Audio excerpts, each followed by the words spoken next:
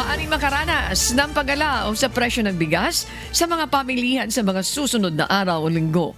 Ayon kay Department of Agriculture spokesperson, Assistant Secretary Arnel de Mesa, ito ay kung magtutuloy-tuloy ang pagbaba ng presyo ng bigas sa international market na sinabayan pa ng pagdating ng imported rice sa Pilipinas.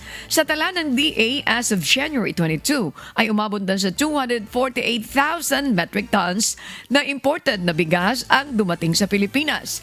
Base sa price monitoring ng DA, nasa 46 hanggang 47 pesos ang kada kilo ng imported rice, habang nasa ang local price ay naglalaro sa 40 hanggang 45 pesos ang kada kilo. Kung titingnan natin yung presyo ngayon sa international market, as of December, ang Vietnam rice 5% is priced at 383. 383 kumpara mo to ng 2024, the same period, 554. So, ibig sabihin, mura pa rin. Pero below pa rin siya dun sa threshold na itinakda doon sa na magkano yun? 368 kung di ako nagkakamali. Kaya yung ating tariff remains at 15%.